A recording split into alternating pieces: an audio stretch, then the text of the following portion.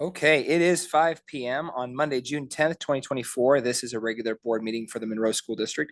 Present are myself, Director Campbell, Director Barnes, Director Etzkorn, Director Whitfield, and Director Bumpus. President Bumpus is out this evening. Superintendent Sean Woodward, district leadership team, school district staff, as well as members of the community.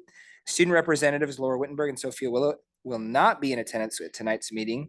Members of the public can log into the regular board meeting using the Zoom link attached to tonight's agenda that is found on the board docs website. Please rise for the Pledge of Allegiance. I pledge allegiance to the flag of the United States of America and to the republic for which it stands, one nation, under God, indivisible, with liberty and justice for all.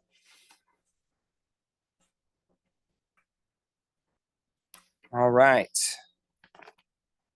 Welcome to tonight's meeting. We're happy to have you join us. All comments during tonight's meeting are audio recorded and will be available online on our website. This is in addition to the written minutes.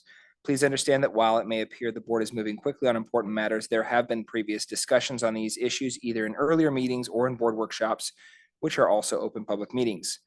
Each director has had ample time to study the issues, ask appropriate questions, and obtain satisfactory answers from the superintendent, his staff, or through outside research. Those wishing to address the board during public comments must turn in a public comment form prior to the start of the meeting at 5 p.m. Any form submitted after the meeting has started will be held for the next meeting to address the board at that time. Moving on to agenda item 1.04, we have no changes to this evening's agenda. And agenda item 1.05, approval of the agenda. Is there a motion to approve the agenda dated June 10th, 2024? I move that the Monroe School District Board of Directors approves the agenda dated June 10th, 2024. So a second? Second. There's a motion to approve the agenda dated June 10th, 2024. All in favor, raise your hand. Motion passes 4-0. All right, moving on to our presentations. Now, while everybody's actually here for, right, getting through our formalities, we're going to start tonight with our staff recognition, Employees of the Month for the month of May. And I'm going to ask Director Etzkorn, yes, if you want to pull up, you can read for our Classified Employee of the Month. Do you happen to have that in front of you? I do. All right. All right. Hello, everyone. Thank you. Our Classified Employee of the Month is Tammy Riley. Riley? Is she here? We have her come forward. Come on up. Come on up to the podium where we can all gaze at you and your glory. So Tammy is a paraeducator at Friedlands Elementary, and this is the submission. Tammy is able to problem solve in every area of transition to kindergarten. She can read each and every child in the classroom and know how they are feeling as they come into the classroom. She uses that information to help guide that child to success throughout the day. I can rely on her to complete tasks, follow up on something I started, and answer any questions about our classroom. I'm proud of her as she works her full-time job to pursue her teaching certificate and has taken a full load of classes throughout the year. She uses powerful instruction skills when working with the TK students in our classroom. I'm very fortunate to have her working in the TK classroom. Thank you very much, Tammy.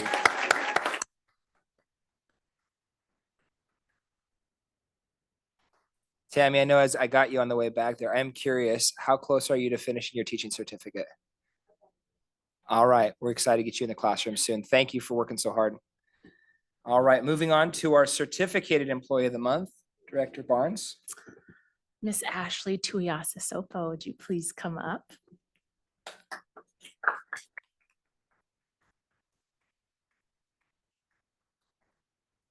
So Tui, as most of us call her, she is our MHS athletic director, and also she's a coach, a very good coach. Here are her nominations. Nomination 1, Tui has worked so hard to show these kids that if they work hard enough and have a positive attitude, they can achieve and surpass their goals. In the face of adversity during the state tournament, Tui was a great leader and an example of what we should all try to be. Advocating for our kids and showing them that she believes in them and cares about them no matter the outcome of the game. Nomination 2. Tui was just named the All Wesco Coach of the Year, a prestigious honor voted on by all the coaches in the Wesco League. This recognition couldn't have gone to a more deserving coach than Tui. Not only do the Wesco coaches see what a phenomenal coach Tui is, but we parents and our kids see it too. My daughter played softball for Tui this year, and in all my years of watching my kids play sports, Tui is the best coach any of my children have ever had the opportunity to play for. She is kind but firm, holding her athletes to high expectations. She pushes them hard because she sees their potential and knows they are capable. Her athletes look up to her and hold her in the highest regard. She models excellent sportsmanship and is always a calm voice of reason, even in the most heated moments on the field. She has built a team culture where the girls treat each other like family, accepting, encouraging, and having fun together. This type of team culture doesn't happen without a coach who models it, sets expectations, and holds the team accountable. As the MHS athletic director, Tui is extremely organized, dedicated, and a skilled communicator. She seamlessly balances her responsibilities, ensuring everything runs smoothly for all sports programs. Her leadership extends beyond the field, as she is a mentor and role model for both coaches and athletes alike. Her dedication to the development of her players, both on and off the field, is truly inspiring. Tui's ability to connect with her athletes, understand their individual needs, and help them grow as players and people is exceptional. Her impact on the community is immeasurable, and her commitment to excellence makes her a standout coach and leader. Tui, we are incredibly lucky to have you here in this district, pouring everything that you have into our students, into fellow teachers, and all of those that you work with and come into contact with. You are truly a phenomenal human being, and I congratulate you on this and also being named Softball Coach of the Year. Congratulations.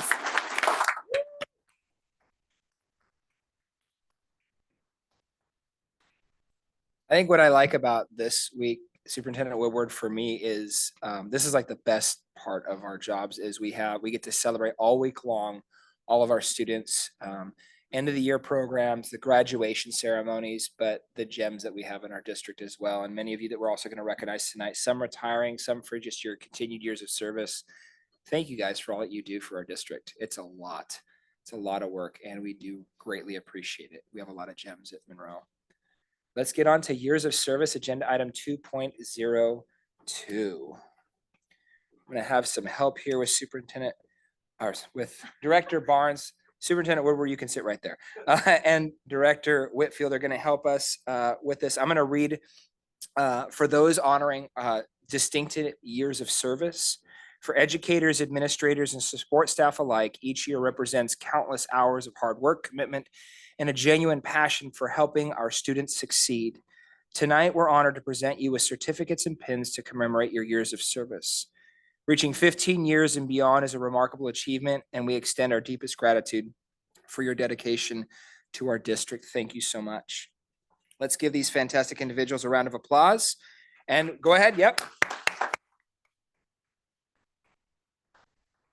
And let's begin. Matthew, and I do apologize if I've messed up any names.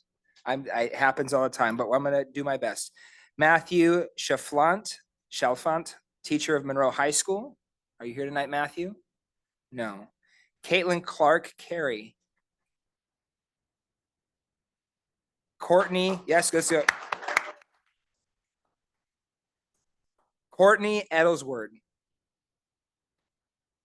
Jennifer Garcia, counselor at Monroe High School. Kara McCrane, teacher at Sky Valley Education Center. Crystal Olson, coach at Hidden River Middle School. Landa Pastrana, teacher at Frank Wagner Elementary. Sue Skillen, community connections coordinator. Christy Sweeney, teacher at Salem Woods Elementary.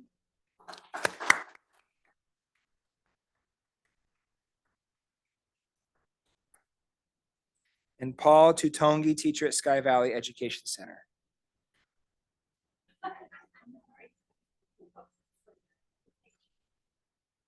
All right, those receiving 20 years.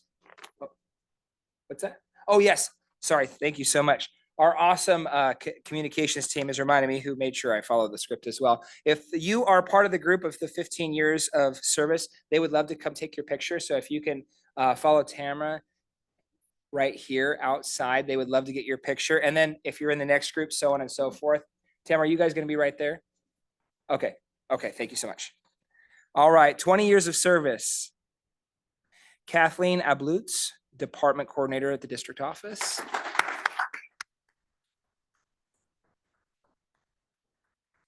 Jeanette Barr, Office Manager at Park Place Middle School.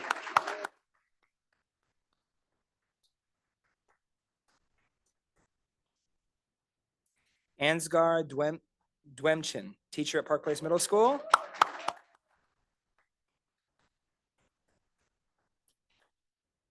Patricia Mata, Office Support, Park Place Middle School. Melissa Maxon, Teacher at Frank Wagner Elementary. Jean Strobel, Teacher at Sky Valley Education Center. Catherine Tenney, Teacher at Frylands Elementary. Carl Velez, Network Administrator, Technology.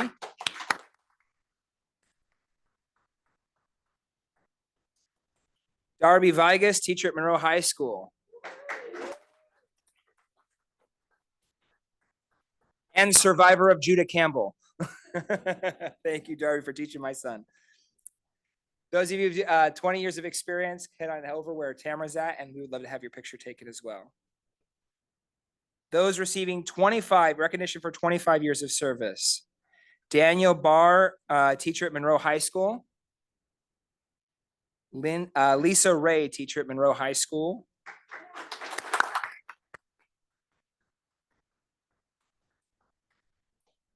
Joylyn Sherwood, teacher at Sky Valley Education Center. Peter Silpacket, Tech Support Technology. Julie Vellier, teacher at Frylands Elementary. All right, if you had 25 years, if you guys can also head out over where Tamara's at for your photo. Those receiving recognition for 30 years or more service. Steve Blanton, custodian at Park Place Middle School. Kathy Collins, bus driver, transportation.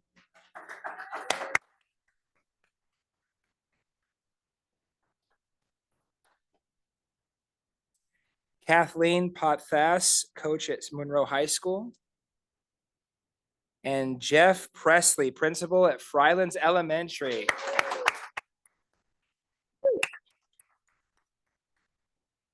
And survivor of Michaela Campbell. And if you guys could head on over as well where Tamara's at to go get your picture taken as well.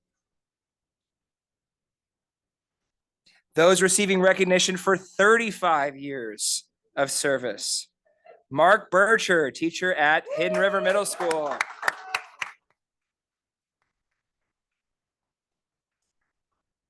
Way to go, coach. Karen Rose, teacher at Monroe High School.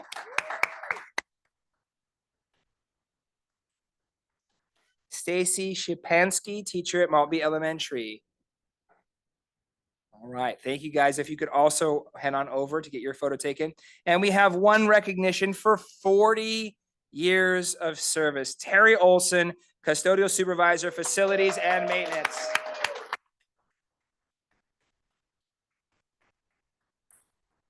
The man who knows every square inch of this entire district. Let's give him one more hand of you guys, come on.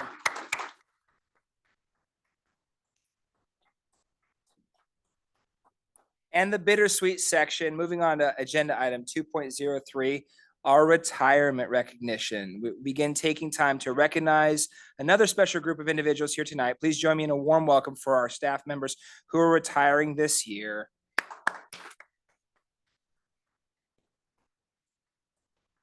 We're excited for this next chapter of their lives. These educators, administrators, and support staff have collectively dedicated, and they added this up, 260 years of serving our students and district. The impact you've each made on the lives of our students, staff, and families is truly immeasurable. We are incredibly grateful for your service and wish you all the very best. in your well-deserved retirement. Yes, you can. Yes, thank you, James. Thank you. As we call your names, please step forward to accept your certificate of appreciation and gift provided by the Monroe Public Schools Foundation. The names are called for, we're going to call it names for individuals, and we're going to have certificates for each of you with that. And so Director Barnes has that. Donna Carroll, teacher at Monroe High School, 24 years.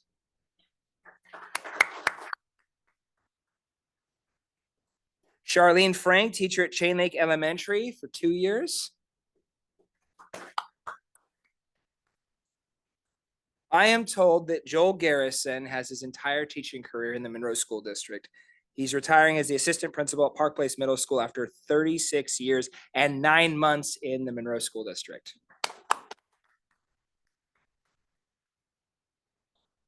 Richard Hauser, bus driver transportation for 16 years, 11 months. Catherine Jackson, family engagement liaison at various schools for 12 years and 8 months. Catherine, I feel like I see you all over the school district. Oh my goodness. Thank you. And Dwayne Crow, teacher and coach at Park Place Middle School for 12 years and 11 months. I'm not done. Ann Miller Lowe, teacher at Monroe High School for 38 years.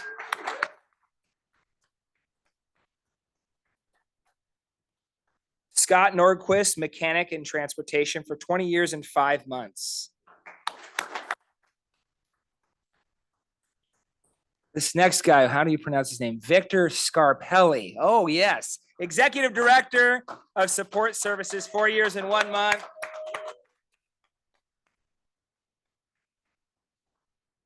Loved working with you, Victor. Michelle Simeone, counselor at Frank Wagner Elementary for 37 years.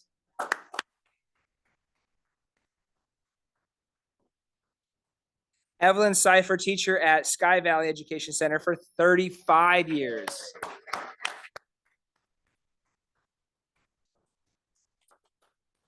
And recognized for her years of service, but also retiring, Sue Skillen at Community Connections Coordinator for 15 years and 8 months. Mike Tanner, teacher at Monroe High School for 7 years and 5 months. And our Leaders in Learning High School principal for the last 2 years, Mrs. Tina Vinnick. All right, for you retirees also, please come on over. You can see where Tamara's at and they will take your picture as well. Let's give them all one more round of applause, everybody. Thank you.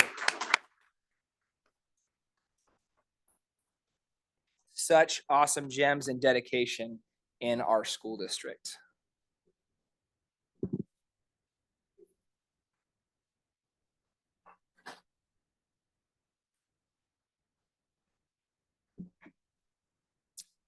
All right, one more presentation. It is emotional, I know. We have the YMCA of Snohomish County. Anthony Schmidt, Executive Director for the Monroe Sky Valley YMCA, and Julie Holmes, School Age Child Care Director. Come on up, you guys. Welcome.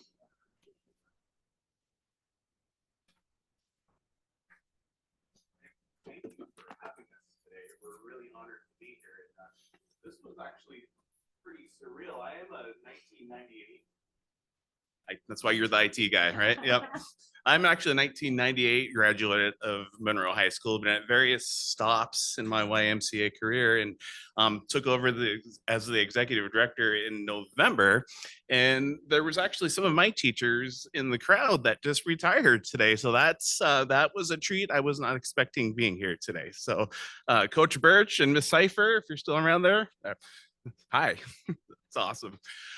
Thank you for having us. We're here to talk about our partnership and our collaboration with the Monroe School District and talk a little bit about our before and after school childcare program. If you want to go to the next slide. The YMCA of Snohomish County is the largest childcare provider in the United States and in Snohomish County. We've been serving the YM or the county for over 120 years. Not quite that long in Monroe. The physical building opened up in 2007, but we actually started camp and childcare programs in 1998. I believe over in Sky River Park.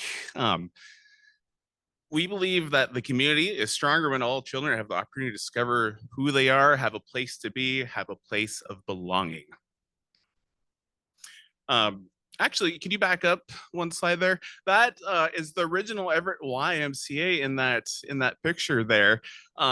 They have since moved to a newer location, but that building still stands there on Rockefeller. It's something different now, but a large piece of history right there in that photo.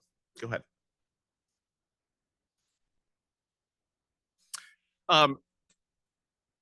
The YMCA, we have over 5,000 members in our YMCA right now. 970 of those are family memberships. 800 of those members are on direct financial assistance or scholarships. So nobody is turned away due to lack of funds or whatever the situation might be.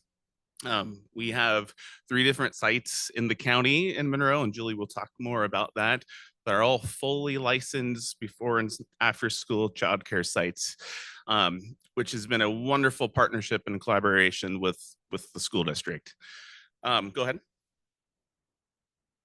We are a dedicated county partner. We are local. I think that's the biggest thing. All funds that come into the Monroe Y, whether it's membership, school age childcare, Miracle League programming, community campaign, fundraiser, all stays local. All this funding goes to fund scholarships, staff, and other non-revenue producing programs that benefit the community. We offer many programs from ages 0, in some cases not even born yet, on up to, well, I think we have members in their late 90s, so there is truly something at the YMCA for everyone. And this is where I turn it over to my school age childcare and camp director, Julie Holmes.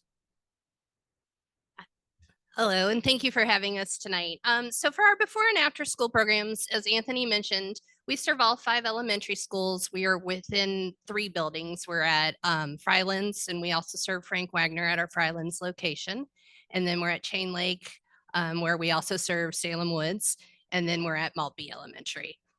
And each of our childcare programs cover these steps of scaled learning: SEL, PQA, our STEM discovery program, our behavioral and mental health support, HEPA, and then our committed, caring, and consistent staff. So our scaled learning is our curriculum, and it's the YMCA's holistic before and after school curriculum. And it presents our students with new challenges as they reach each stage in their development. Scaled learning helps kids grow in the classroom and out in the world through engaging in STEM, hands-on art, literacy, career-connected learning, diversity, global education, social development, and fun, while integrating the core competencies throughout the program. So one of the things that we concentrate on is SEL, so social emotional learning, and our program quality. So to support our overall program quality, the YMCA uses a nationally recognized and validated instrument, the Social and Emotional Learning Program Quality Assessment Tool, through the Weikart Center. And so it's designed to measure quality of youth programs and identify staff training needs. This tool is used to assess the following areas: safe and supportive environment, staff and youth interaction engagement, and youth-centered policies and practices.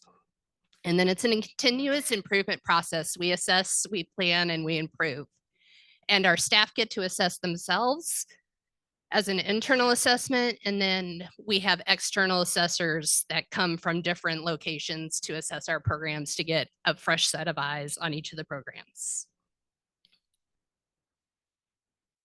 We also use PACS tools. So PACS is for peace. PACS promotes peace, productivity, health, and happiness. And our PACS tools helps our staff understand the importance of using a trauma-informed approach in intentionally equipping children with skill sets and effectively implementing behavior strategies to create a nurturing environment for them. And then our STEM discovery program, growth mindset, curiosity, critical thinking skills, and exploration. The STEM discovery program brings fun, equitable, hands-on STEM activities to our elementary school youth in our programs. Through weekly activities and visits from our STEM staff, we aspire to ignite the spark of curiosity and exploration in youth, fostering a passion for learning that will last a lifetime. And then we have behavioral and mental health support that are on hand to guide children in processing emotions and developing problem-solving skills, fostering connections with peers and aiding families in navigating various challenges. And they are providing for youth success by supporting YMCA participants in maximizing their potential and providing the supports to individual and small groups, and to assist the youth in understand and seeking solutions to social, emotional, or academic issues. Our mindfulness spaces in each of our locations provide tangible tools for children to help manage emotions. And then our HEPA, our healthy eating and physical activity, making sure that we're doing a lot of physical play and movement, healthy snacks, limited and actually zero screen time, and parent education. And then our caring, committed, consistent staff. So our training does exceed state requirements. We have 3 full-day trainings each year to learn new skills and collaborate with our staff. 80 hours of training upon hire. Our childcare teachers are likely to share same demographics of the youth. Most of them are local. Our YMCA of Snohomish County officer also offers educational reimbursement to staff pursuing a childcare degree. We also have staff who have been with us for a long time. Marlena Swanson, who's our site coordinator at Chain Lake. September will start her 25th year with the Y, and all but 1 year have been at Chain Lake. So definitely a nice, consistent staff team. Jesse's kids know her well. And then, so for the YMCA of Snohomish County is committed to serving youth and families in our community in every age and stage from birth to career. In the early childhood spectrum, we have an early learning center in the Mill Creek area, care for when the parents are on site at the Y, swim lessons and rookie sports. And then from the transition from that early education to elementary school, we have our Ready, Set, Go camp that is for rising kindergartners to help them prep for that kindergarten day. We try to mock a kindergarten day, but also give them the fun of camp. For our elementary school students, we have the licensed before care summer programs, sports, swim lessons. And middle school, we have Leaders Club. We have an overnight camp and starting an outdoor day camp this summer. And then high school, we continue with our youth and government leaders clubs and achievers programs.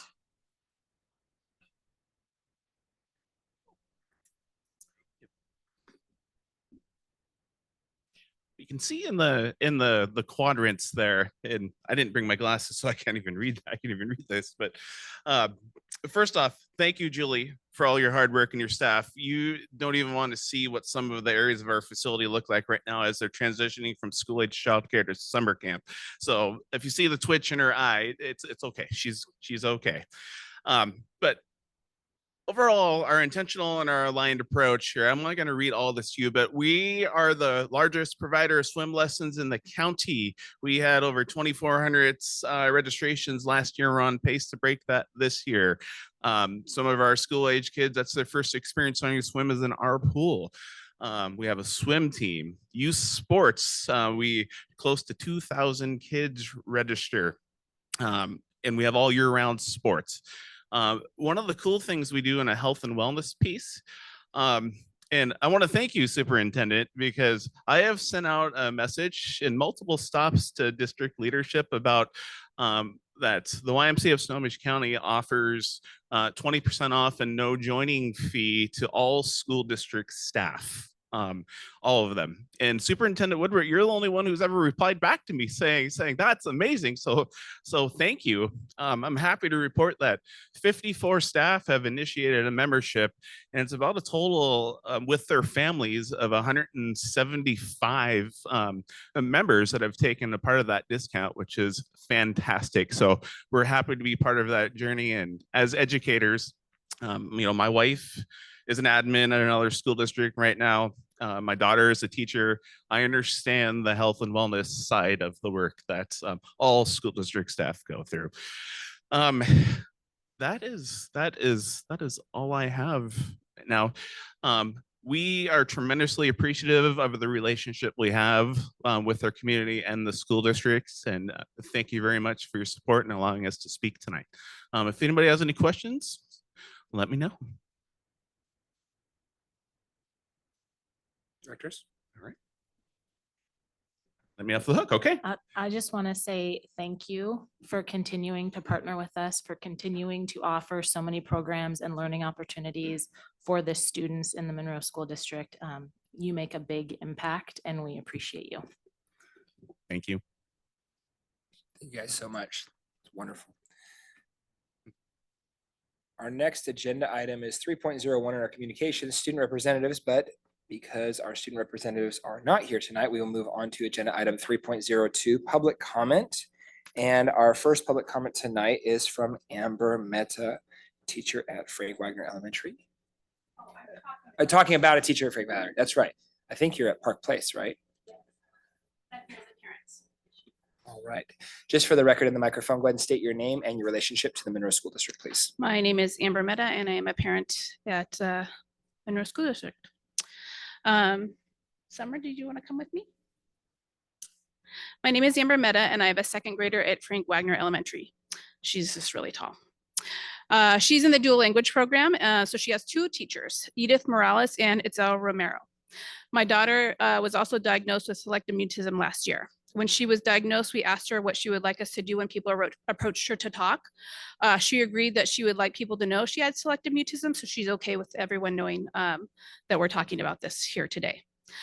She's feeling pretty sad about the end of the school year and that she will miss her teachers. I shared with her how we could tell everyone about them and what they meant to her in front of everyone, and she thought this would be a great idea. Because of her diagnosis, my daughter takes a long time to warm up.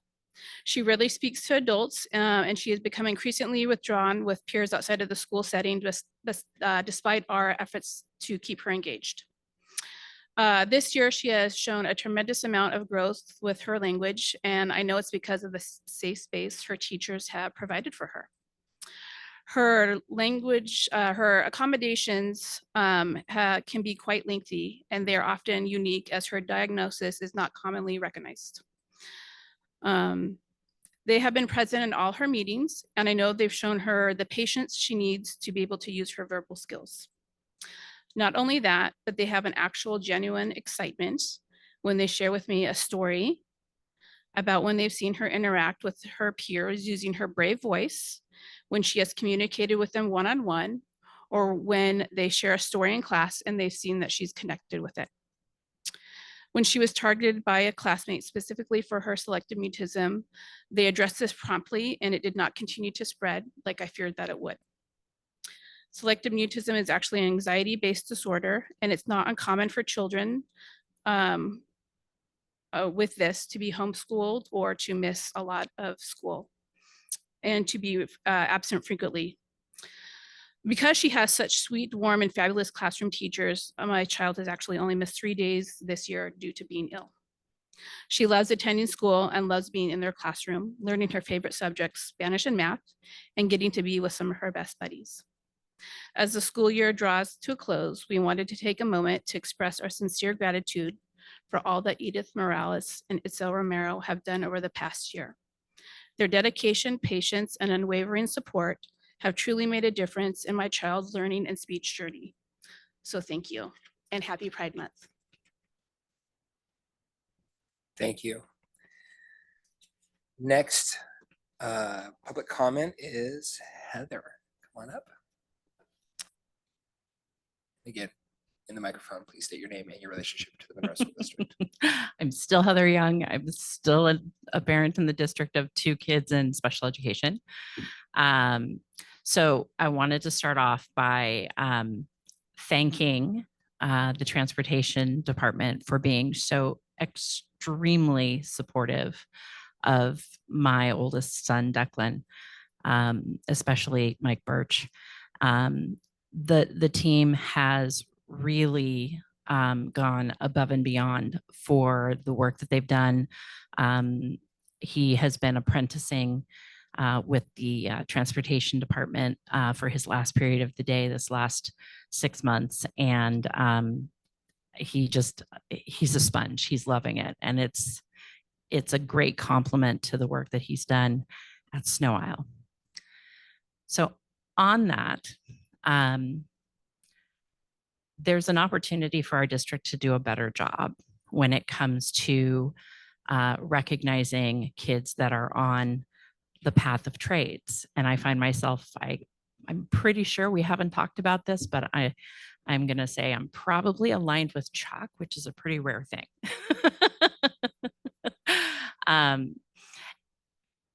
When students do well in band or choir, or if they are in the Spanish club, they receive special cords that they get to wear as a recognition of those achievements during the commencement process. So when they're actually walking the stage in their cap and gown, there's a cord that calls out this great honor.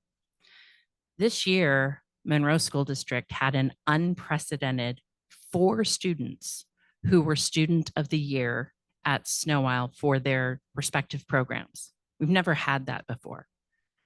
And to be Student of the Year for your program, you're talking about applied technology. You're talking about not just knowing how to do the math, but what the math means in the engine of a bus, for example. And for the honor of making it to the very, very top of their industry area, they get a piece of paper. But they don't get any cords or any recognition during the commencement activity, which, if we are trying to say that we support kids on either path and we want to recognize greatness on either path, it seems like that's something that we should maybe rethink, because the kids have worked very, very hard and they're going to go out and do great things in the world. So thank you. Thank you, Heather. All right, moving on to agenda item 4.01, enrollment forecasts. Victor Scarpelli, I'm going to invite you up, to, our Executive Director of Support Services and Operations.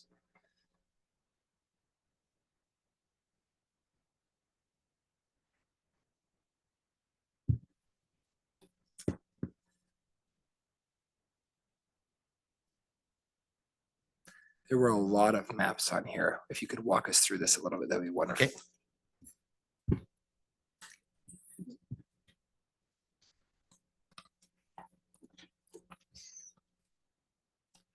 All right. Would you like me to start on kind of how we got to where we are and what we're up to? Yes, please. Okay, so every few years, we have what's called a capital facilities plan.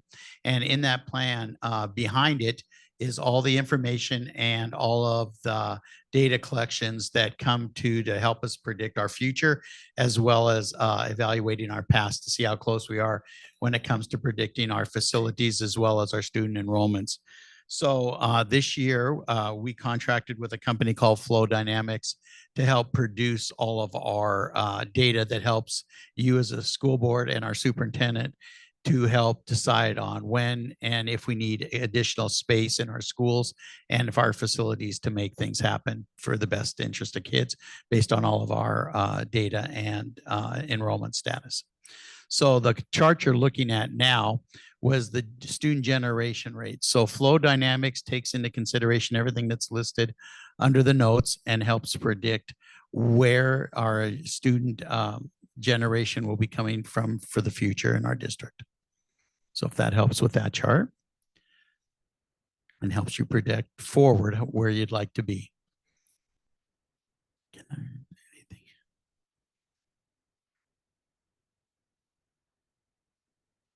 Victor, I have a question about Okay. that. Can you explain, I know obviously it says student generation rates, and then I assume that's what the SGRs refers to. Can you explain how those ratios reflect the numbers? Yeah, not in total detail, but Flow Dynamics has the detailed reports that we submitted that'll give the exact form. Well, I don't think it'll give the formulas, but what it does is it takes a look at all of the community's future businesses that are coming into our area, as well as all of the housing. So they took into consideration, I know we have a couple apartments, I know we used as an example down the street where we looked at they looked at who's in them now and where they project they would be for the future. And it's based on all the information from Snohomish County's data, as well as what they collected here from the city of Monroe. And then they ended up coming up with those conclusions of where we're at. They also looked, I don't know if it's in this chart, but I know during our discussions with the summaries, they took into consideration all the growth in the housing up in the Chain Lake area and on the generations of how many kids would come in here. And it was actually very close to the city who did the exact same data research. So we kind of judged them as very accurate in helping project through.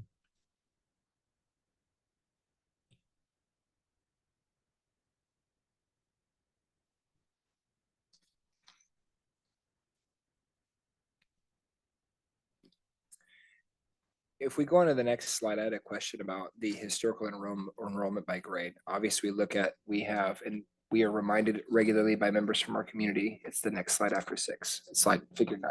See. This, oh, right there. Up one more, please.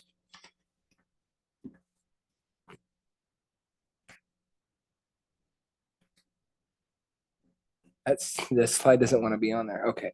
So here's our historical enrollment. And I was curious about, we look at basically a declining rate, yet we look at an increase in population. Can you talk to us about that a little bit? Yeah, it's almost exactly as like it said, our population has increased to the numbers that are posted up into the charts. However, our school district the students aren't coming to the district based on what the population is showing. And by those percentages that are listed and at those grade levels. So And they're either and or not matriculating up. I think your biggest, this will be my analysis of it, but you'll see where they come through between K-8. And then by the time they get to the high school, we drop off a little bit of where those students who were with us, as they matriculate from grade level to grade level, we don't catch them all at that level. And we don't have that much of a dropout rate. So, and our numbers are including students who are at Snow Isle, students who are at Running Start, things like that. So that's not that number as well. So do we have ideas of what's happening then?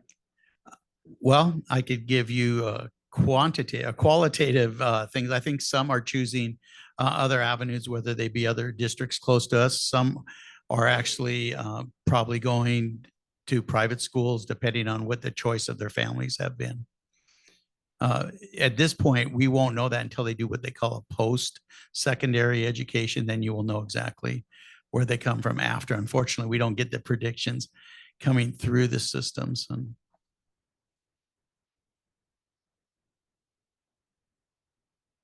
You guys have more questions for him?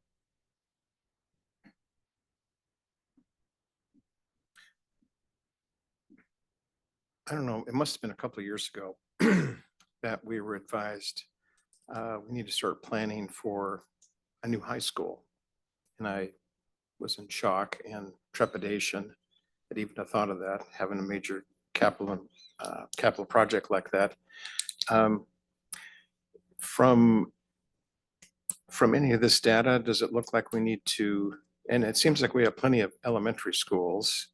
How would you gauge in terms of the growth or lack of growth? How we might, what might be the next school we should be looking at? As far as schools to look at, I think that's something we'd have to look at the big picture. I know a lot of you with Superintendent Woodward have been out visiting sites. I think a lot of it would be based on where you think your future is going to lie with the district. You're exactly right. I think if we were to go back, this is my 4th year and actually my 1st year working here in the district, we did the capital facilities plan. And at that time, we showed growth at the high school. I think what Director Campbell is referring to is exactly what I looked at is we see them with us grades K through 8, somewhere around 8 and 9, we lose that population where if we were to go back 4 years, I think we had them very consistent matriculation is what we call it. They move right with us through the system. You lose some here or there based on attrition through parent employment, things like that. But since that time, we're losing our children just after about 8th grade. If we go by with the predictions, I think we'd have to do a deep dive into probably figuring out, working with our high school, working with different groups. Superintendent Woodward, one of the things I think you and I have had conversation about is looking at the more immediate of saying, yes, we have growth. There are things that we're going to need to eventually look at down the road with Monroe growing as a community. Even if we see some of the drop off, still that growth is going to push us to the need for future buildings and things like that. One of the questions I guess I have is in the moment, I know that we have space in some, looking at the elementary schools, for example, and our middle schools, we have space in some and we are packed in others. And I know we're going to talk a little bit about boundary movements and stuff like that. Are these things that we need to start looking at as well, of saying we might have to look at the boundaries for the zoning for certain schools, especially for the elementaries and middles? Yeah, excuse me. It'll be really interesting because we have that community facility advisory committee starting up, and we kind of put a rush on this thing. Thank you, Victor, for taking care of this. So they would have this data. So they won't just be looking at capital kinds of bonds, et cetera. They will also be tasked with looking at potential boundary adjustments. Probably the more interesting area happens to be, as you know, Maltby and Hidden River, and the disparity between our middle schools there. And that would be a very tough boundary conversation to have. What's going to help that conversation a little bit, not that we love it, but right off of Paradise Lake Road there, I can't remember the number of units, but I want to say 185 units were just approved across the street from Hidden River Middle School with, oh gosh, I don't think they're like townhomes essentially. 196 townhouses, because it's right across the street from my work. That's right. So that, I don't know if I mean, it was just approved at the county level, I think in January, but I don't know if the demographers included that or not, did they? Yeah, and speaking to Alex, we brought that up, and Alex was one of the demographers that was collecting the data because we asked him to go back and to take in even more considerations. We're going down, and as Superintendent Woodward alluded to, we kind of put a rush on it based on the future committee that's coming up, so they would have some data in front of them. As you know, the capital facilities plan is a fluid document. It can be updated, but as you guys have gotten to know me, I like to know exactly what we have, where we're going into it. And then, Director Whitfield alluded to, if we were to look at that data from 4 years ago, we didn't have the same trend that we're looking at today. So the good part is he looked into those units.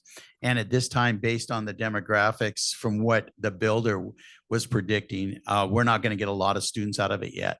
Maybe depending on the age group, I don't have the exact statistics that are behind it, but I don't know where the people moving into them, if they're coming with children or without, or if they're just, using it as temporary housing too.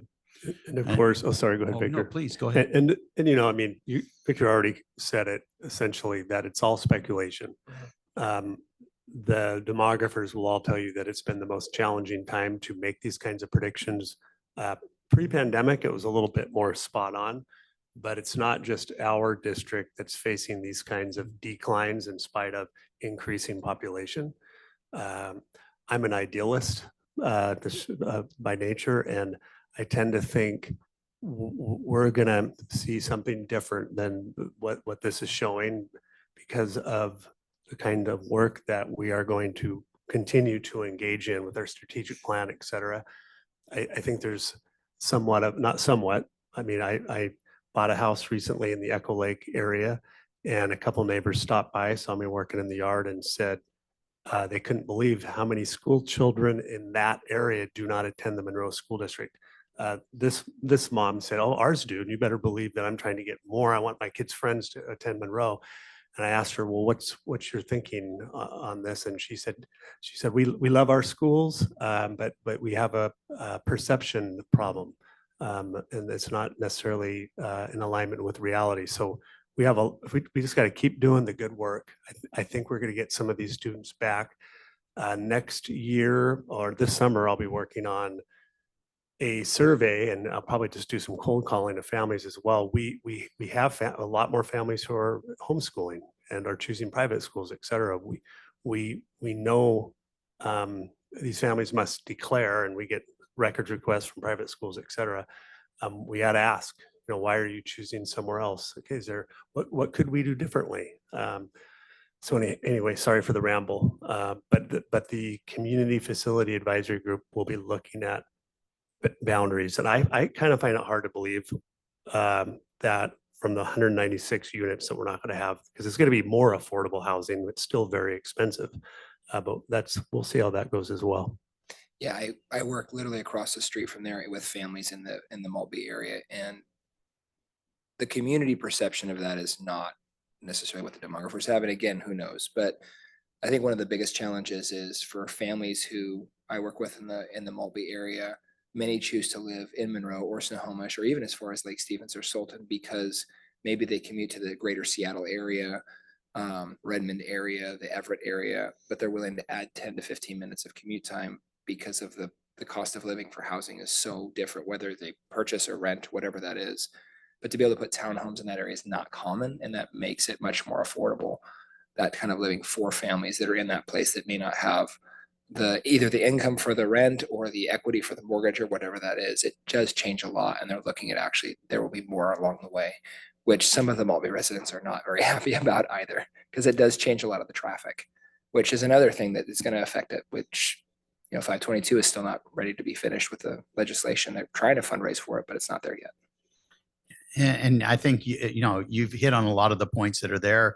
A lot of those parents who do commute too. I know when I was the principal in Lake Washington School District, we had people from up here who were commuting to Redmond, Kirkland, things like that to work, and chose to bring their children down there to go to school because of things like, well, what if they're sick? How do I get back up here? Based on the traffic congestion. So traffic is a factor too. Perceptions, also length of distance between one school to another. That's been tough. I mean, running a bus, I know we talked 4 years ago, just getting buses going south at 7:45 in the morning, children on buses for 45 minutes. There's so many factors, but I think listening sessions and as we work forward with perceptions and the great work that we do in Monroe will help bring kids back. But there's a lot of factors and everybody's different. But that road is definitely a factor, I can tell you. It is, and many of us drive that road every day. Every day. One of the, I think because we have two schools that are off of, one an elementary and a middle school off of 522. I know the district, we had a conversation either with the county, I believe, about the possibility of being able to utilize the shoulder as well for some of our buses, because I think as we start seeing maybe more affordable housing out there, or we have to do different district redistricting of our boundaries of our schools, that may mean we may have for a time more schools that are within Monroe city limits that are still being bussed out to, because I know much of the Frylands is out there for both Maltby and or for Hidden River Middle School. If that is a conversation we need to try and revisit as well. Yeah, 2 years ago, we did have those conversations. And then unfortunately, the people that we were working with, that's when they had the redistricting of who represented what area. So striking those conversations up in the future would probably be great again, because I know Shelley Globa was working with us as well as Sam Lowe and some of the other legislators. And some of the boundaries got switched and they no longer, some of them don't represent our areas. So unfortunately, we haven't gotten back to the new folks. Do you guys have any more questions? All right, this item does not need action. It was just for information and discussion. Thank you, Okay, Victor. absolutely. So much. Thank you. Moving on to agenda item 4.02, also just for information discussion. Superintendent Woodward discussing our boundary adjustment. Okay, so usually when you talk boundary adjustments at the school board level, there's drama that could be associated with this. I think this is a low drama boundary proposal shift. If you look at the map up there, it might look more familiar to some of you than others. You see that little circled area. We are proposing to move that area. That's a relatively new neighborhood off of Chain Lake Road.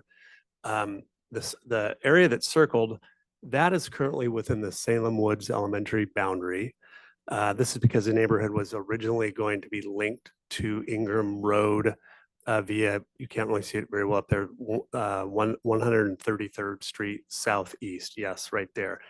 That road did not come to fruition. And Jeremiah, you probably know there's a retention pond back there now. Right on. So we're proposing to have all the students in that neighborhood be within the Chain Link Elementary boundary versus the Salem Woods. Right now, even though that's technically a Salem Woods section of the neighborhood, we don't bus kids up to Salem Woods. Parents drive their own children up there.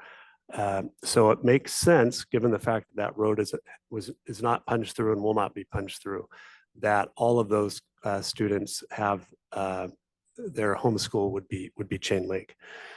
Right now, in that neighborhood, and thank you to Tamara for doing this work for us, there are 7 houses with students who currently attend our schools, 1 Sky Valley, 1 is in transition to kindergarten, and they will be in Salem Woods in kindergarten unless they transfer. 2 Monroe High School students, and they both attended Chain Lake Elementary for school. 3 Chain Lake Elementary school kids there, and then 4 Salem Woods. With the change, excuse me, we would grandfather the current students who are at Salem Woods that continue to get to go to Salem Woods, but incoming students would officially be Chain Lake Elementary students. If they wanted to go to Salem Woods, they would just fill out the transfer paperwork and to attend Salem Woods. So it's just kind of a little weird little anomaly there. All the green you see on the right, that's Salem Woods, and the pink, pinkish red, that is all Chain Lake. So there's no fast way to get to Salem Woods from that neighborhood. So that's what we're proposing. And I don't know if Holly was meant to change it to an action item. It doesn't have to be tonight if you wanted to think on it a bit. But at some point, you have to officially vote on this because it is a boundary revision.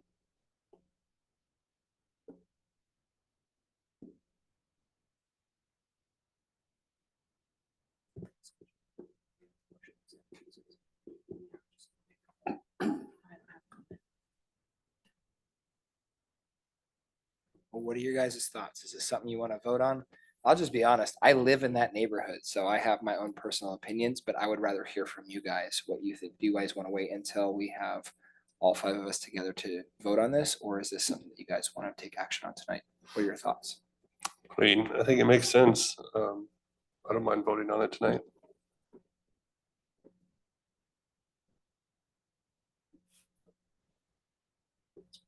Okay. So I'm going to move that the Monroe School District Board of Directors approves the boundary adjustment as presented by Superintendent Woodward. There's a motion. Is there a second? Second. There is a motion and a second that the Monroe School District approve the proposed boundary adjustment as presented by Superintendent Woodward to include the Easton Cove neighborhood into the Chain Lake Elementary boundary. All in favor, raise your hand. Motion passes 4-0. All right, moving on to the next item. Craig Beacon's donation, Beacons, thank you. Donation, would you like to read it? So here we have Craig Beacons, who is giving the Monroe School District a donation of 3 pole vaults and 10-foot shipping container with the value of $6,087. If my memory serves me correctly, he is the father of our amazing track coach, Brittany Kitts. who I had the opportunity to do track and field with at SPU back in the day. We both graduated together. So this is very generous of Craig, and we really appreciate it. So I'm going to make a motion that the Monroe School District Board of Directors accepts and approves the donation received from Craig Beacons. Is there a second? Second. There's a motion and a second that the Monroe School District Board of Directors accepts and approves the donation received by Craig Beacons. All in favor, raise your hand. Motion passes 4-0. Agenda item 4.04, consideration of revisions of policy 3245, students and telecommunication devices. This is our second reading. All right, so I'm not asking you to take any action on this tonight because we've made a couple adjustments based on the conversation that we had before. What we do not have in this iteration is we would like to make this also go for school buses as well. So I had an opportunity to talk with Mike Birch about this, and Mike's thinking on it was that yes, it is going to be hard to enforce. It's hard to see kids with those high seat backs, but he said that we also don't allow vaping on buses, right? And yet that we're trying to enforce that as well. Technically, there's no food on buses as per board policy either. That's something that they struggle with. He had mentioned that many bus drivers, they set a lot of them, I mean, they're allowed to set their own rules. There were some drivers that were having a really rough time with cell phone behaviors on buses, and they talked with Mike and asked Mike, hey, can I say no cell phones on the bus? And Mike's like, sure, go ahead. So it's kind of something that's spreading among some of the buses. I asked him what his thoughts were in regards to how our drivers would feel about this, and he thinks for the most part they would applaud this because it is it causes a lot of problems and issues. I do think so. Anyways, we would have to make some adjustments to this and take a look at it again in a couple of weeks. I think that if you do want that language in there, we're naturally would probably want to have a follow-up conversation about length of bus ride. If we have hot spots in the future on buses, which I think isn't a bad idea for kids that have to sit for 45 to 60 minutes for sporting events, et cetera, to be able to do homework and schoolwork and those kinds of things. But it's not something that we couldn't revisit at a later date.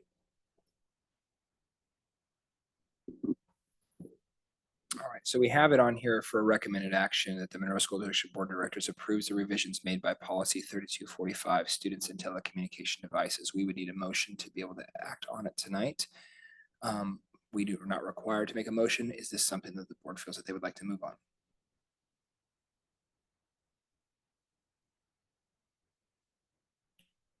I'd like to move on it. They can make a motion? All right. So Chuck has moved that the Monroe School District Board of Directors approves the revisions made to policy 3245, students and telecommunication devices. Is there a second?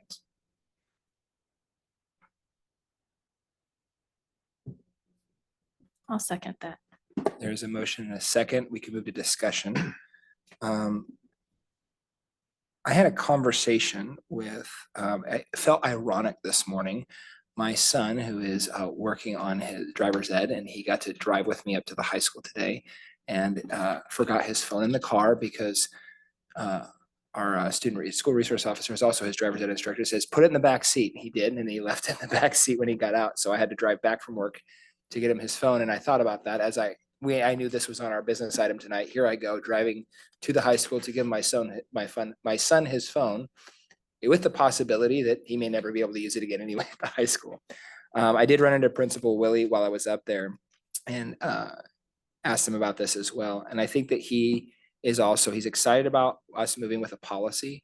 And it was interesting to talk with him a little bit about it too, just briefly, that he still has some questions about what the uniqueness of this looks at the high school. And I think that our policy, while not super long, as some of our policies are, we're going to have a robust procedure of what this looks like in different scenarios. So what you're discussing with the bus, what we're looking at, and I know that you had some discussions about Sky Valley and the middle school, high school, elementary. I think that What I do really appreciate about, us taking some model policy and then making this unique for ourselves is that we do have exceptions for example, the IEPs, the 504s, the IHP plans, and those types of things where students who have a medical need, who have a sensory need, those things, we're still accommodating for that, which is very important.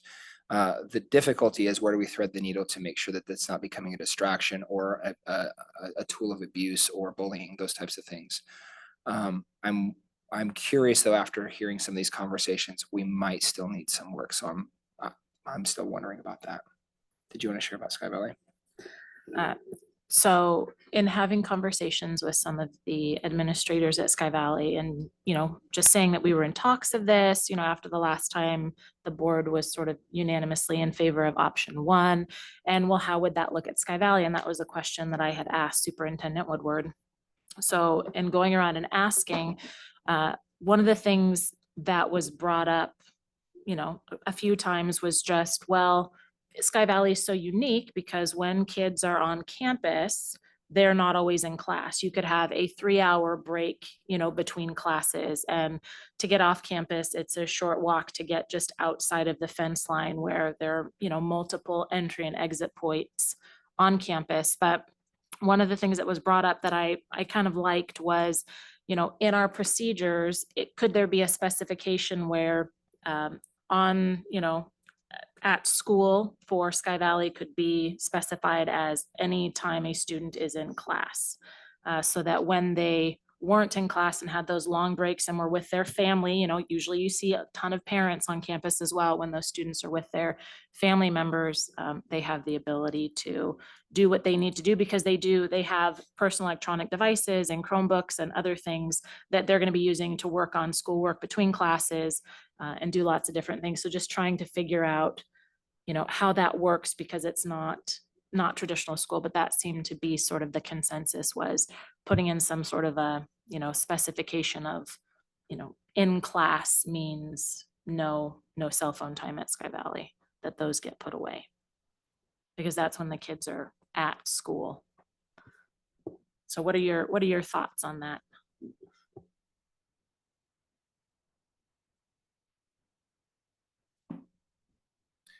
Well, I think it should be school-wide, it should be uniform.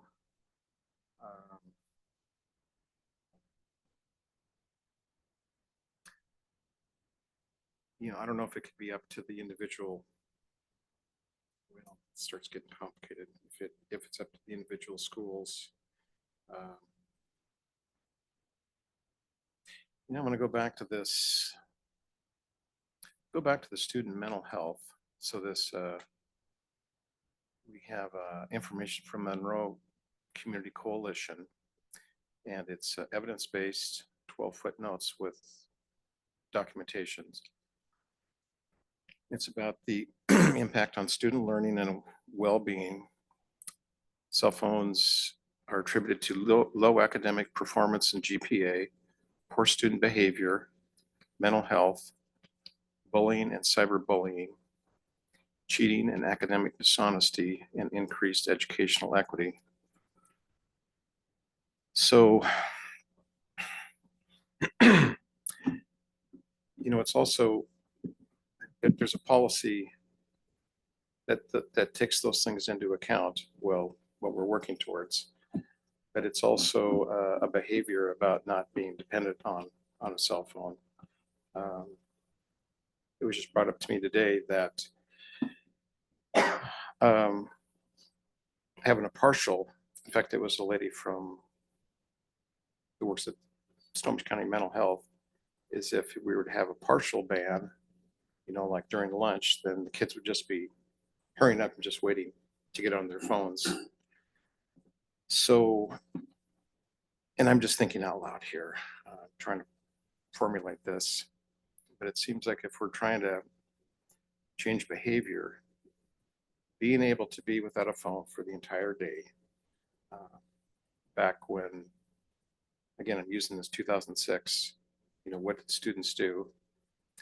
And how do they survive without a cell phone? They might have, I don't know, read a book, did something to that effect. So I just think it needs to be district-wide. we'd probably be able to get into a conversation with this after the board meeting. But it needs to be, it just needs to be uniform, I think, just to make it clear. It's a statement. And it's, I just think it would be problems to have exceptions. Superintendent Woodward, can I get your perspective on that? Well, I think you give us a lot to think about. I was chatting with Molly a little bit about it and realizing that Sky Valley is a very different and unique space for sure.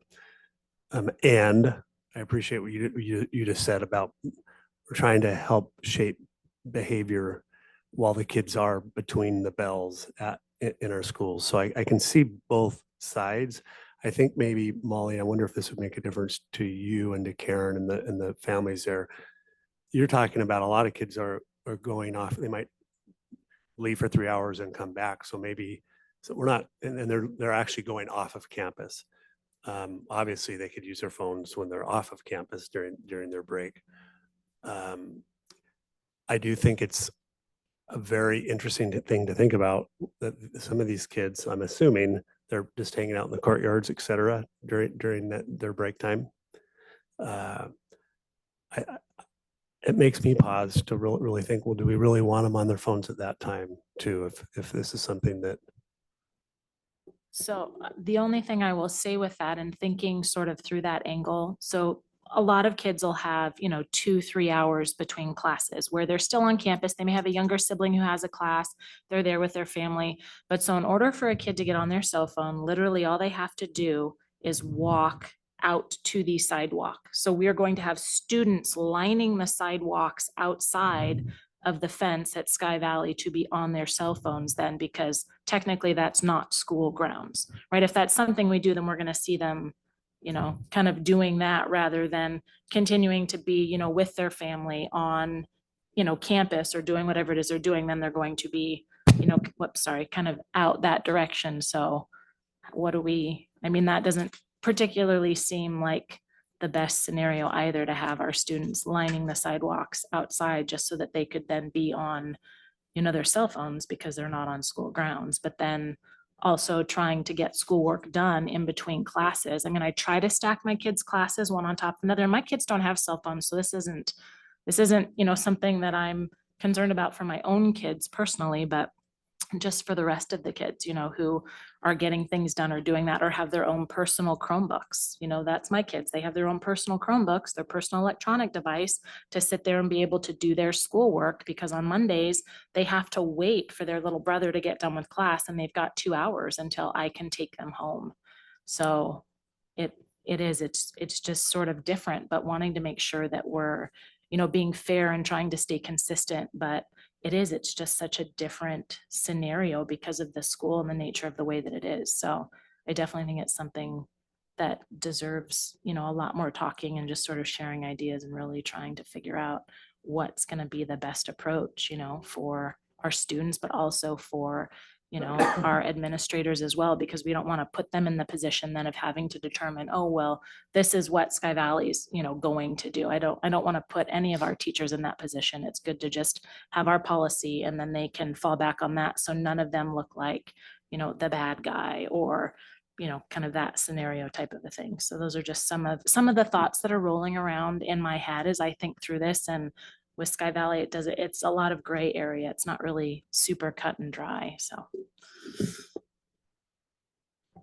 Yeah, I think to be consistent is important. I think we just need to get creative here about a solution for Sky Valley. Maybe there's a designated area in the office where kids can use the phone if they're contacting family for arranging pickup or whatnot, or yeah, I guess we just need to noodle on it more. I like that technical term too. We need to noodle on a little more, which is where I kind of feel if my high school son were to have anything to say about it tonight, we would all vote no. But I think that there's a lot of alignment, and especially hearing with what our community has expressed in general, there's a lot of different opinions, but there needs to be something that controls the distraction and something that controls the the potential for using it as a tool for bullying and things like that. I think some of the difficulties is as we have some of our older students moving into adulthood, how do we teach them to use the tool rather than just take it away? How do we deal with situations like Sky Valley? And I think where I land is, I don't know if I'm comfortable with the language that we have in the policy right now, that we are ready to present this policy. I think we need to move forward with the policy, but I don't know that the policy itself is ready for what it needs for what we need it to do. And so I'm wondering if we should just doodle on that for a little bit longer. And that's kind of you left off is the feeling that I have is I like where we're going. I just don't feel like we're quite there yet. I want to ask you, Superintendent Woodward, do you think that we still have a little bit of time to continue to edit some of this to reflect some of these questions, maybe getting some feedback specifically from our principals at Sky Valley and maybe the high school to kind of look at saying, what are some of the uniquenesses? What is realistic? What are things that you know that you can enforce? Because at the other end of it, I don't want them to say, hey, yeah, thanks for this piece of paper. It's worthless at our building because we can't enforce this or it's not realistic. And then we wasted a lot of time and breath on really nothing. Yeah, I appreciate that sentiment for sure. They're definitely pretty all in on this. We have to spend some time. We'll move forward knowing that you're going to adopt some kind of policy. And we're slowly, I'm working on draft administrative procedure. In 2 weeks from tomorrow, we'll have an opportunity to look at that with all of our administrative team. We'll all be together. It's likely that we won't be done with that until probably the 6th, 7th, and 8th of August, the actual procedure part. But it does give us plenty of time to communicate well in advance of the first day of school to our families and our students, et cetera. So yeah, there's no, obviously you're very much leaning towards having a policy. Also, this will give me the opportunity to adjust some of the language when it comes to the school buses as well.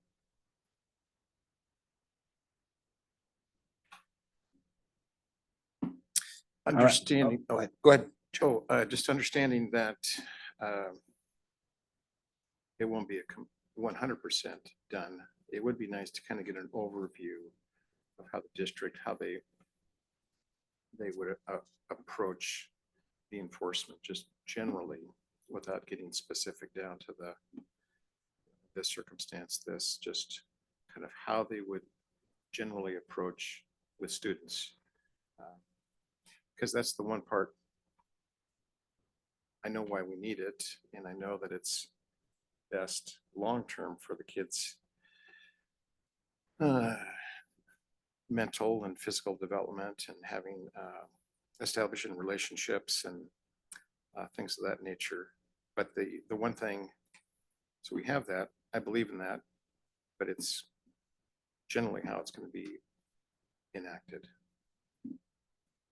Yeah, you bet. I think I can give you some general ideas in the next couple of weeks for sure, without going into all the finer details, but it will not be complicated at all. It'll think of it as, hey, you can't chew gum in class. Yeah. So it'll be as simple as possible. And there's a few little things we're trying to iron out, such as confiscating students' phones versus telling them to just put it away, and what happens in the first time it happens versus the second versus the third. So a little bit of that progressive discipline conversation as well. But we'll keep it fairly simple, and I can definitely give you some ideas real soon. That said, I'd like to amend our motion to postpone it until our next meeting. Since we have a motion on the table and it's been seconded, I don't want to just kill our motion. But I'd like to move that we postpone it, amend our motion, excuse me. I'd like to amend the motion. I have to look up our Robert's Rules order to do this the right way, that we not table it, but postpone it until our next board meeting, where we can revisit it again. Is there a second? Very well done. I'll second it. All right, there's a motion and a second to postpone. There's an amendment to the motion and a second to postpone business item 4.04, the Monroe School District, the revisions made to the policy 3245 students and telecommunications until our next board meeting. All in favor of the amendment to that motion, raise your hand. All right, amendment passes 4-0. All right, moving on. We'll talk about that next month to agenda item 4.05, schedule of school board meetings for the 2024-2025 school year. We have a draft in front of us.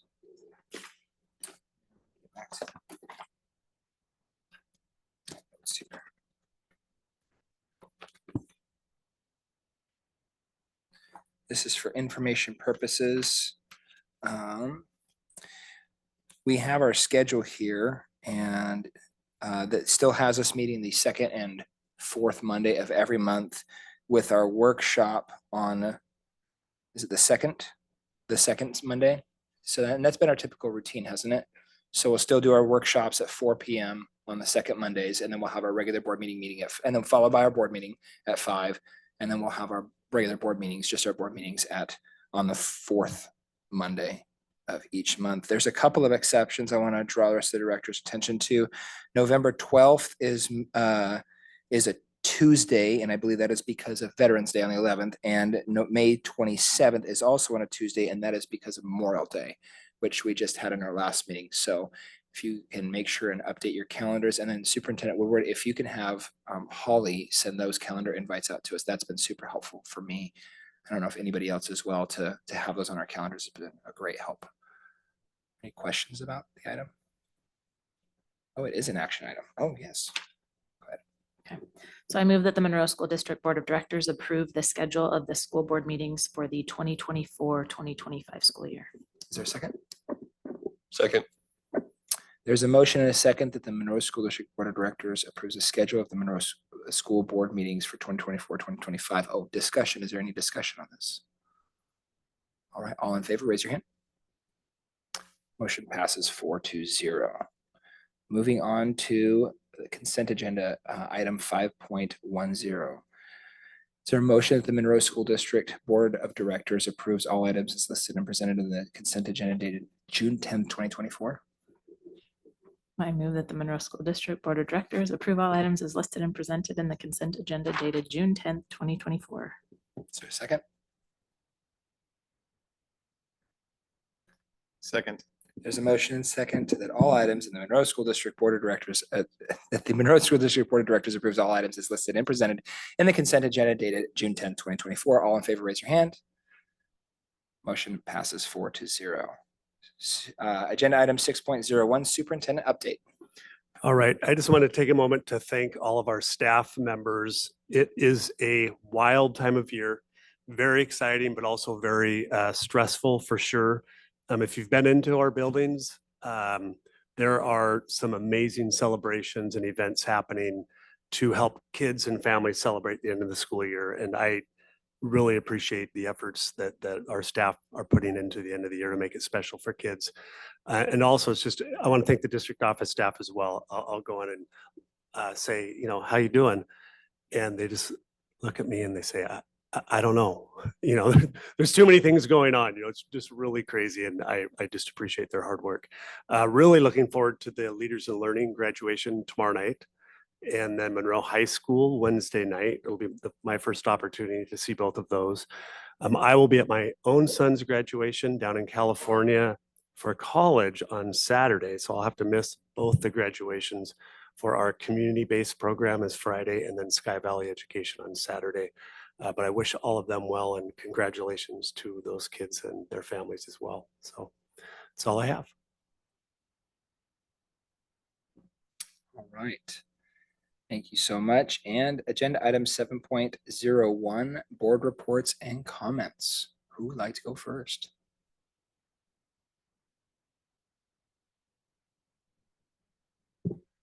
Okay, I guess it's going to be me. So I'm going to start this off. I actually had to go and consult. We have, just want to highlight some of our student athletes, celebrate more students. And also, if anybody here has the names of the 4 students of the year for the Snow Isle Skill Center, if you could somehow get that up to me so that I could recognize those students, that would be fabulous. But so just in recognizing some of the amazing things that our student athletes have been doing, I recognized Ashley Tuiasa-Sopo earlier for softball coach of the year, but we also have Ben Andrews, who is our baseball Coach of the Year for Wesco 3A. So a huge congratulations to Ben Andrews. That is a really big accomplishment. We also have a Wesco MVP in Harlan Rowe for baseball. Congratulations to Harlan. That's a huge accomplishment. We have a lot of first team Wesco nominations, recipients. So we have Luke McCullough in baseball. We have AJ Welch, Ryan Miller, and Harlan Rowe. For girls softball, we have Holly Pettit, Hadley Oilier, and Scarlett Nagy. And I do apologize if I get any names wrong. I'm trying my best here. For tennis, we have first team Sarah Scold and Jada Boomers. For track and field, first team, we have Mason Davis. And then we also have Carl Watson. So congratulations to those first team athletes. For second team athletes, we have, for baseball, we have Bryce Nemi, we have Cooper Barrow, Caleb Campbell, and Brennan Shepard. For golf, we have Miles Boumchin, Brooke Odell, Ailey Heskew, and Sari Park. For softball, we have Vivian Nuki and Brooke Boswell. And then for boys soccer, we have Gavin Nolan. And for track and field, we have Justice Funston, Mason Davis, Mukadis Shermadov, and we have our 4x100 meter relay team that consisted of, I believe it's, I don't know, it doesn't say names on here. So, but a huge congratulations to those students. So for our students of the year at Snow Isle Skill Tech Center, we have, and are these are all in, there's 7 of them. This is absolutely incredible.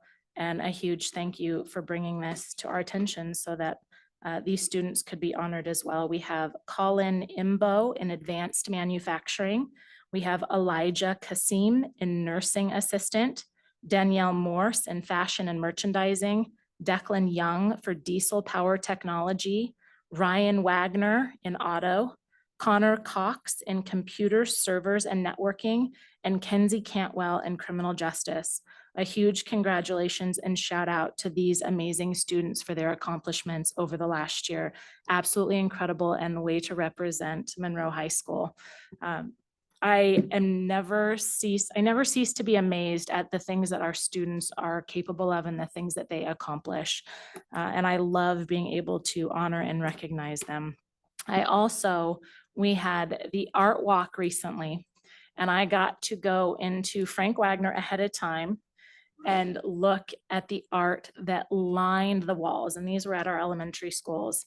Absolutely incredible. Just the joy that it brought me to walk through those halls and see the kids' artwork on display. I wish it could be like that year round. And in the art teacher's classroom, it was all, what do they call that? It's like the black light and it's all neon and all the artwork just sort of popped. And I thought, oh my gosh, this is so cool. Have fun. And some of the artwork, it was like these lava lamp deals. And I was like, man, this takes me back. This is so cool. So just a huge shout out to our teachers and our art teachers who make this possible and who put this on and who make our schools just this vibrant work of art for students and teachers to enjoy. It's truly something to behold, and I am honored that I got to go through and at least witness part of that and see some of the artwork. So I'm very excited for all of our upcoming graduations. I will be at every single one of them. I'm looking forward to the Move Up Assembly at the high school tomorrow. That's an incredible time. If any of you other directors can make it, I would highly recommend it. There's nothing like being there and honoring the work and the time that our seniors have put in and congratulating them as they move on up and out. So I hope everybody has a great week and you get to enjoy some more sunshine. I know I have been. All right. Well, I am excited that we have made it to the end of another school year. Lots of students and excited. I'm hearing about lots of exciting activities happening in our elementaries and our middles and definitely at our high school. And I'm really excited about the festivities this week. I'll be speaking tomorrow night at our Leaders in Learning graduation, and definitely going to be there on Wednesday. I cannot make it to the Saturday one or Saturday ones, but we'll be at the other ceremonies as well. And so it'll be really exciting to see students and just celebrate their accomplishments. It's a big deal. It's a major milestone in their lives. And for us to be able to play a small part in that, they're not going to remember who we are, and that doesn't matter. But the fact that someone was there to high five them is a big deal for them, and to help send them off well wherever they end up going, whatever path they end up taking after high school. It's my hope, and we have done our absolute best to set them up for the biggest success possible, that whatever their hopes and dreams are moving on after high school, that they will be absolutely and utterly successful at that. And one of the other things I wanted to say is, Superintendent Woodward, you're coming up on like 1 year. Were you here for our first June meeting last year, or was it our second one you were sworn in? I went and looked at it. Did you come and attend our first one in June last year? Okay. Okay.